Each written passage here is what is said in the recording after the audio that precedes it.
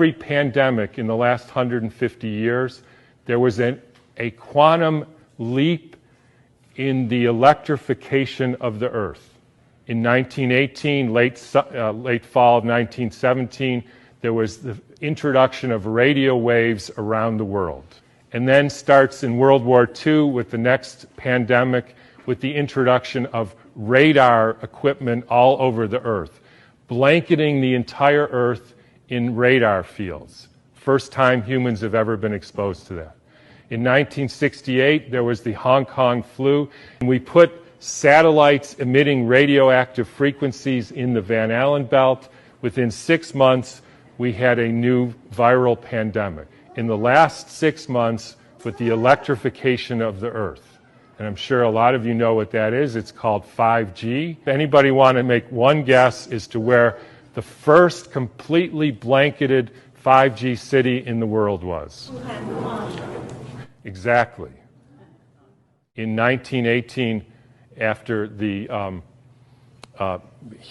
biggest pandemic, the Spanish flu pandemic of 1918, Steiner was asked, what was this all about? And he said, well, viruses are simply excretions of a toxic cell. Viruses are pieces of DNA or RNA with a few other proteins. They bud out from the cell. They happen when the cell is poisoned. They are not the cause of anything. And the cells get poisoned. They try to purify themselves by excreting debris, which we call viruses. If you go to the current theory of viruses called exosomes, and the latest head of the NIH giving a talk on the complexity of viruses, you will see this is perfectly in line with the current thinking on what a virus really is.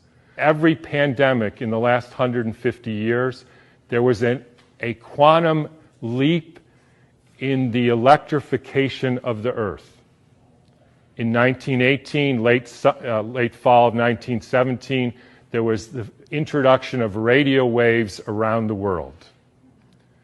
Whenever you expose any biological system to a new electromagnetic field, you poison it, you kill some, and the rest go into a kind of suspended animation so that, interestingly, they live a little bit longer and sicker. And then starts in World War II with the next pandemic with the introduction of radar equipment all over the Earth, blanketing the entire Earth in radar fields. First time humans have ever been exposed to that. In 1968, there was the Hong Kong flu, and it was the first time the Earth has a protective layer in the Van Allen belt, which essentially integrates the cosmic fields from the sun and the Earth, from the moon and Jupiter, etc., integrates that and essentially distributes that to the living beings of the Earth. And we put satellites emitting radioactive frequencies in the Van Allen belt. Within 6 months, we had a new viral pandemic. Why viral? Because the people are poisoned, they excrete toxins, they look like viruses. People think it's a flu epidemic. In the 1918 epidemic, the Boston Health Department decided to investigate the contagiousness of this.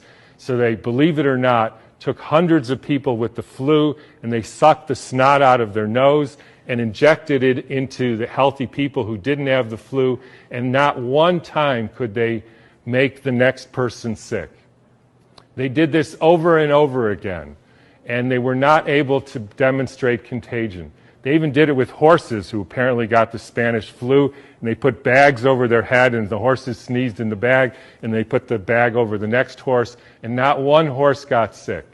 You can read about this in a book called The Invisible Rainbow by Arthur Furstenberg, who chronicles all the steps in the electrification of the Earth and how within 6 months there was a new flu pandemic all over the world. And when you hear the normal explanations, how did it go from Kansas to South Africa in 2 weeks? So the entire world got the symptoms at the same time, in spite of the fact that the mode of transportation was horseback and boats, and there's no explanation for it. They just say, we don't know how that happened. But when you think about it, with these radio waves and other frequencies that some of you have in your pocket and on your wrist, you can send a signal to Japan and it arrives instantaneously. So any of you who don't believe there is an electromagnetic field that communicates globally within seconds just is not paying attention to this. And I will only finish by pointing out that there has been a dramatic and quantum leap in the last 6 months with the electrification of the Earth. And I'm sure a lot of you know what that is. It's called 5G, where they now have 20,000 radiation-emitting satellites, just like the radiation-emitting thing in your pocket and on your wrist and that you use all the time. That is not compatible with health. I'm sorry to say it, it's not compatible with health. That is a water destructuring device. And for any of you who say, yeah, well, we're not electrical beings, we're just physical matter, then don't bother doing an EKG or an EEG or a nerve conduction test, because we are electrical beings and the chemicals are only the byproduct of those electrical impulses. And I'll finish with anybody want to make one guess as to where the first completely blanketed 5G city in the world was. Exactly. But this is something that is unprecedented. The putting of 100,000 satellites in the very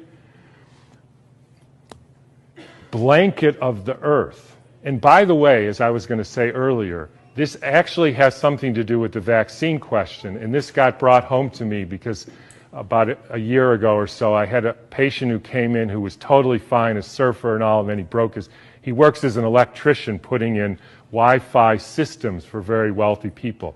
Electricians have a very high mortality rate, but he was fine.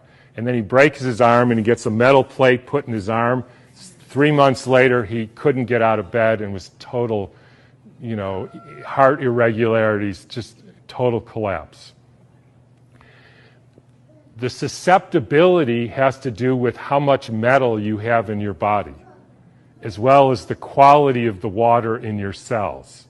So if you start injecting aluminum in people, they become receptors for absorbing increased electromagnetic fields, and that is a perfect storm for the kind of deterioration of the species, which is what we're now experiencing.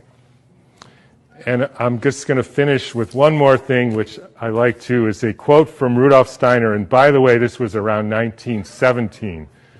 In times when there were no electrical currents, when the air was not swarming with electrical influences, we're talking 1917, it was easier to be human.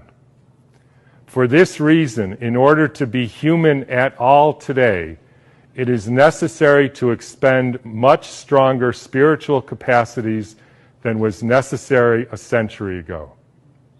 So I'll just leave you with whatever you can do to increase your spiritual capacities, because it's really damn hard to be human being these days. Can any of you motherfuckers tell me who the fuck his lordship is? I just saw this screenshot, y'all. Who? Harpo, who this woman? Who is that?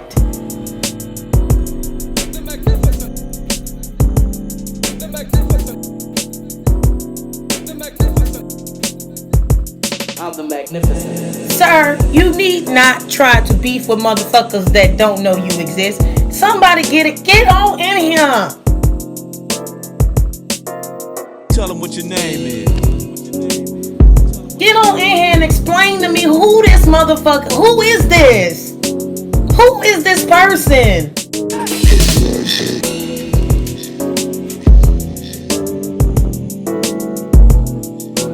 Who are you?